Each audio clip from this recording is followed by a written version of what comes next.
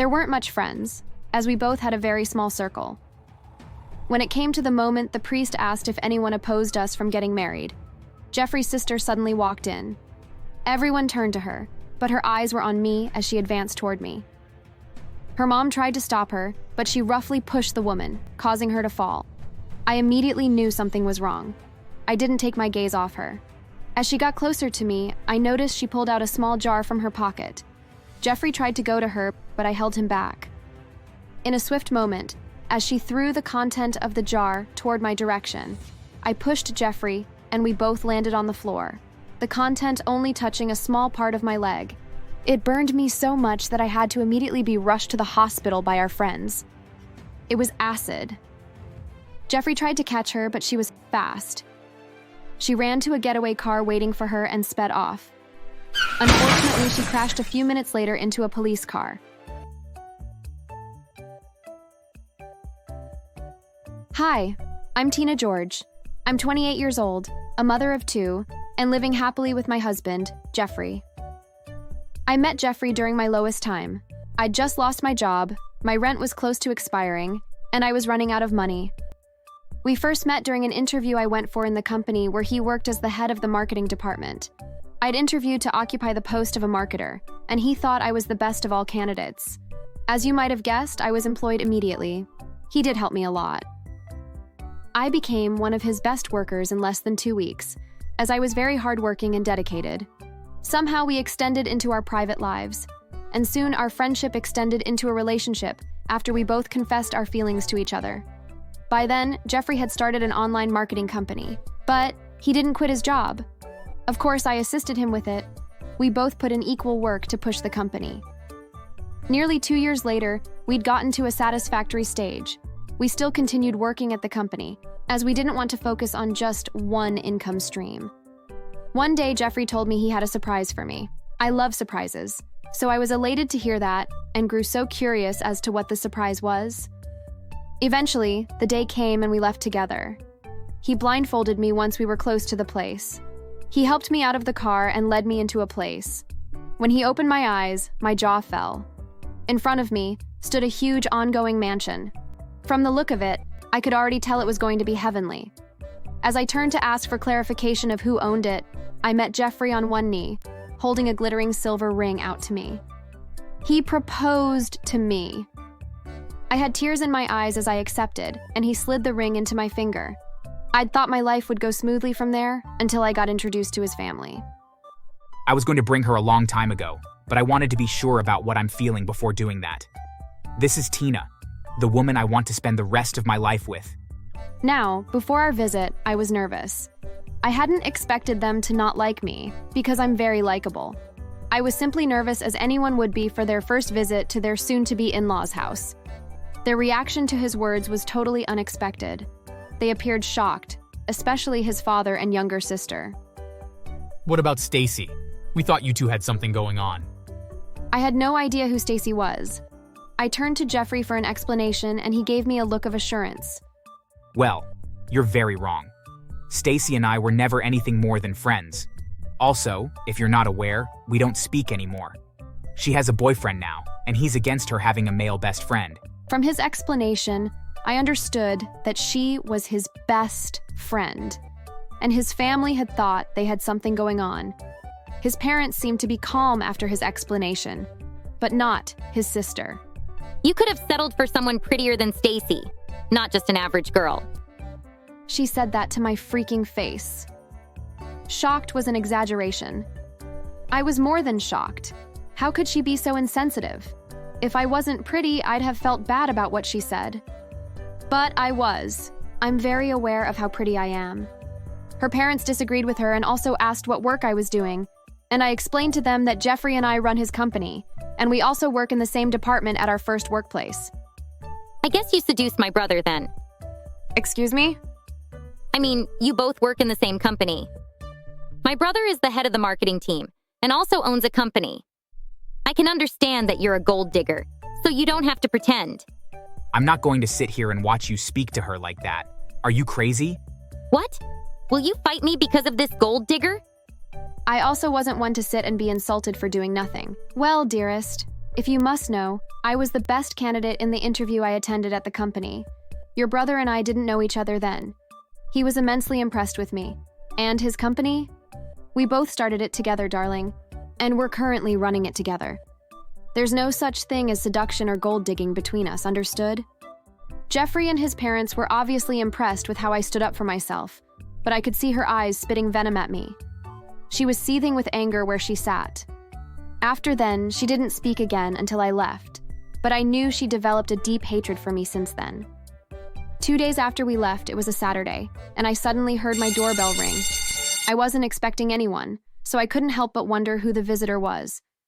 When I got to the door, I was shocked to see Jeffrey's sister. "What the hell are you doing here?"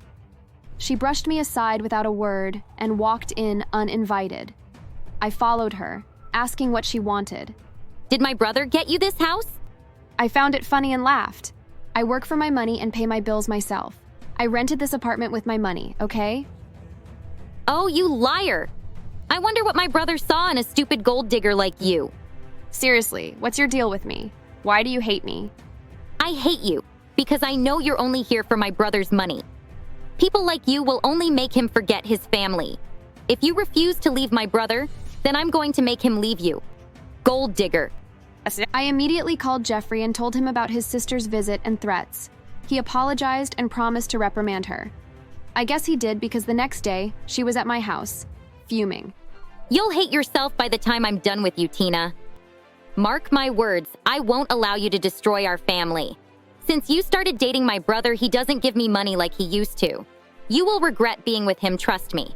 I tried to explain to her that I had no such intention, but she refused to listen and stormed out. Once when I had a meeting with a man who Jeffrey and I wanted to convince to invest in our company, Tina followed me. Of course, without my knowledge, I'd just gotten home after the meeting when I got a call from Jeffrey. He was laughing so much that I was confused about what was happening.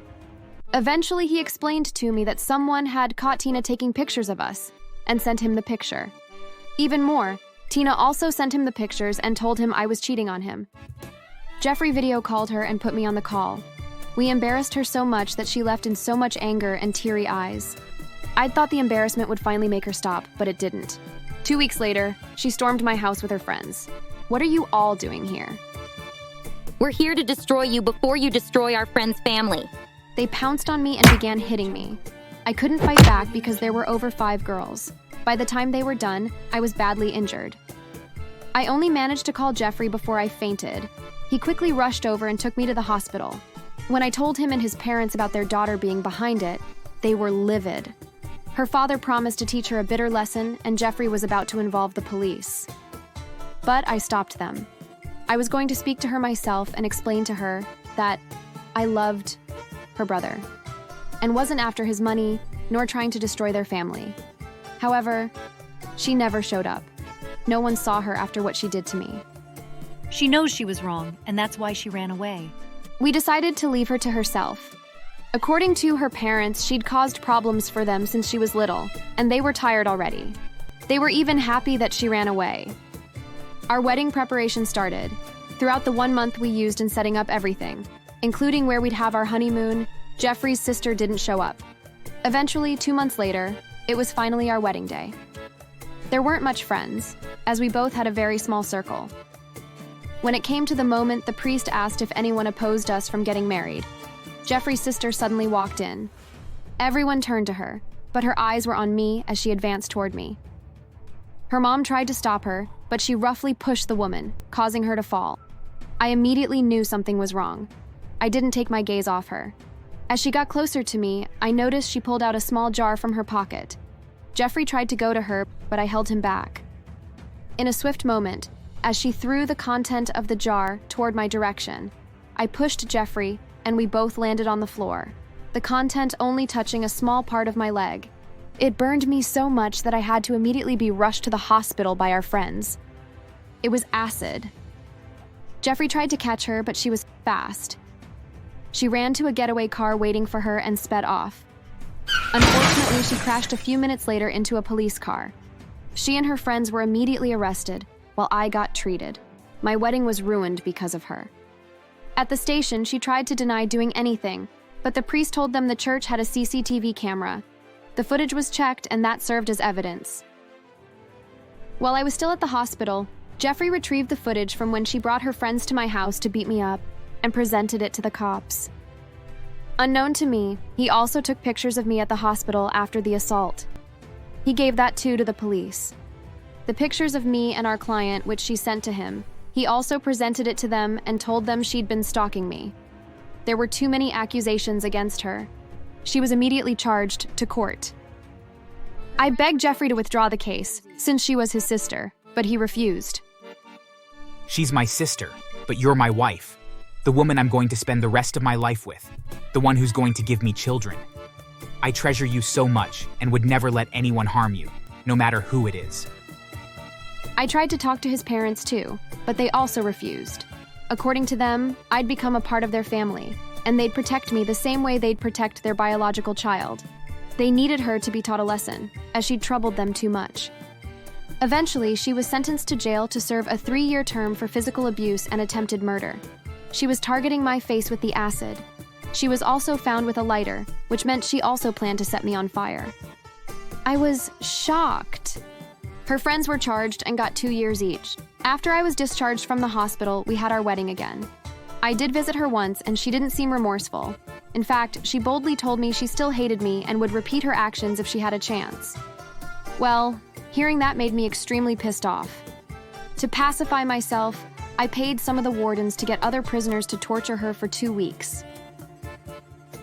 On my next visit, she had bruises all over her body, left cheek and right eye swollen, and had to limp while walking.